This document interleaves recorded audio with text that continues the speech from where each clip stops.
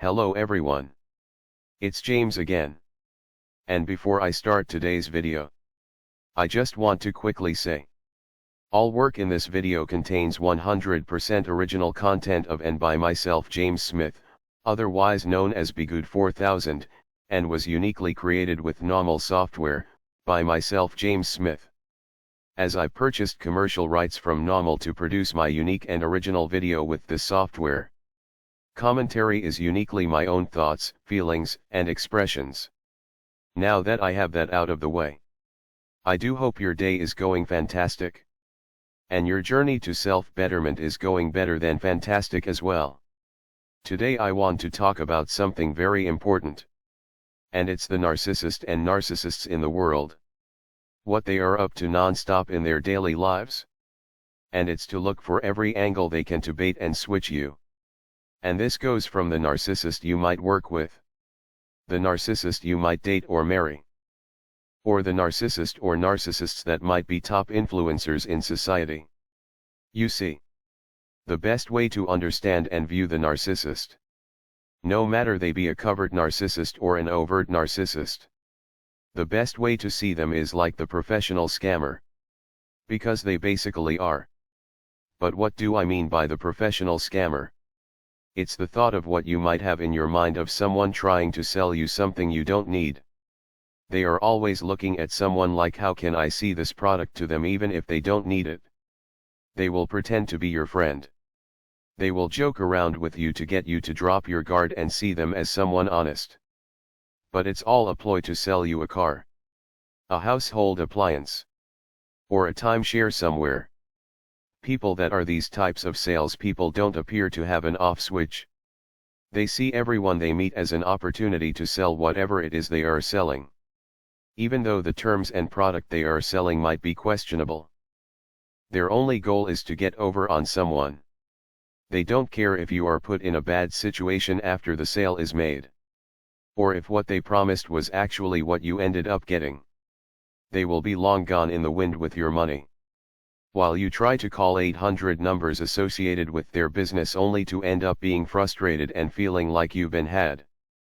So what do we try to tell people so they can avoid such scams? To tell this so-called salesperson that you will take their card and think about it. That you need to ask family, friends, and others before you can make a commitment. This is when you will see more tricks come out of the salesperson's bag. And I first want to backtrack. Not all people in sales do this, nor are they bad people. However, I'm using this as an example as this is something a great many can relate to. As the example I'm sharing has happened to, and is currently happening to a great amount of people. But what happens? What happens when this person says they need a week to think about it?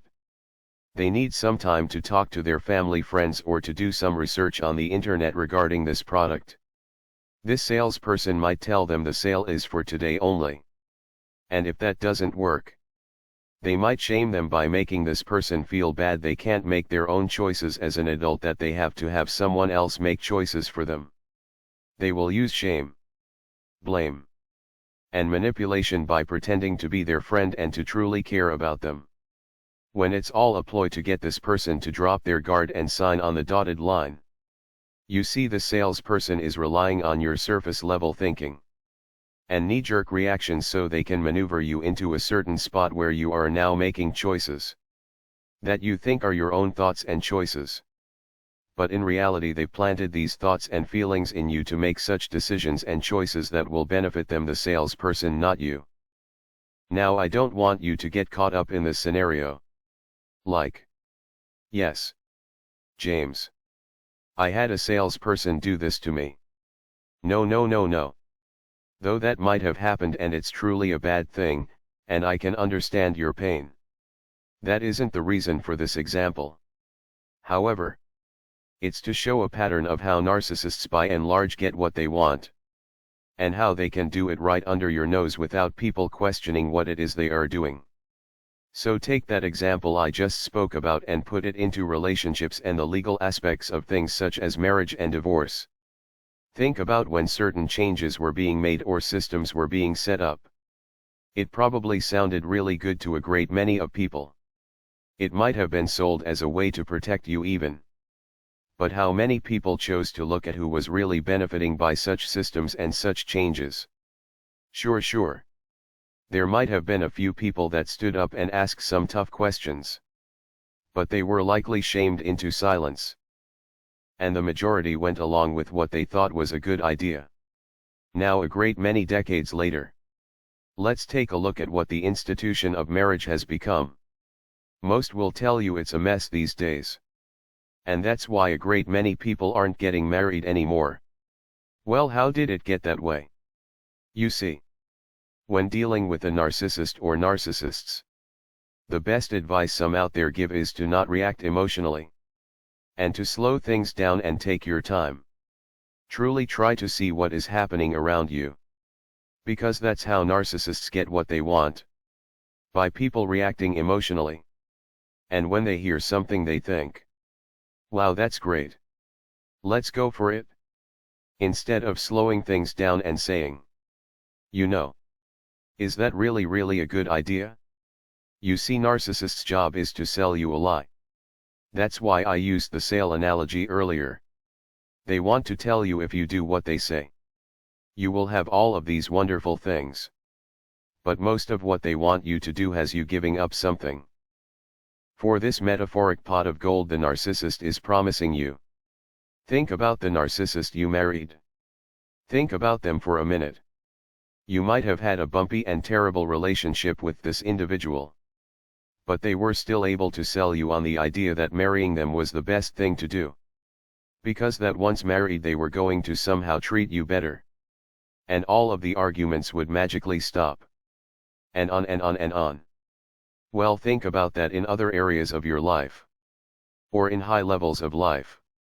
If you give this thing up, or that thing up, they will promise you the moon and stars.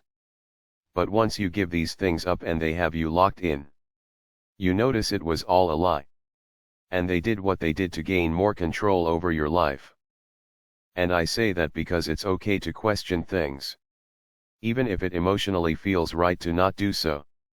Slow down for just a moment and think about what it is you are really doing and what these emotions you are feeling are all about. And I think you might find there is a hand above you or behind you stirring things up to plant these emotional feelings into you.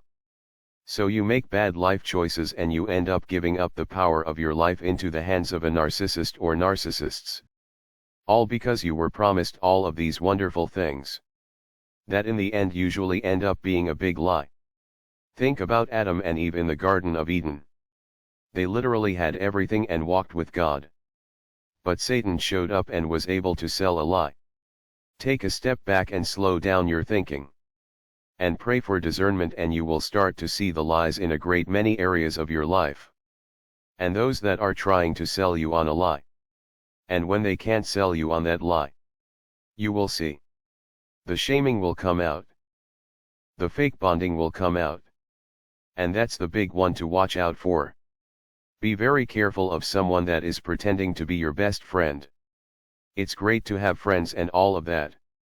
But please understand that's how narcissists get what they want. And that's by pretending to be on your side. Because once you give them what they want, the narcissist will turn on you. Because this is the true nature of the narcissist. So please slow things down. Observe. Don't rush to judgment on things. And pray. And you will start to see the lies in front of you. And you will be able to walk away from them.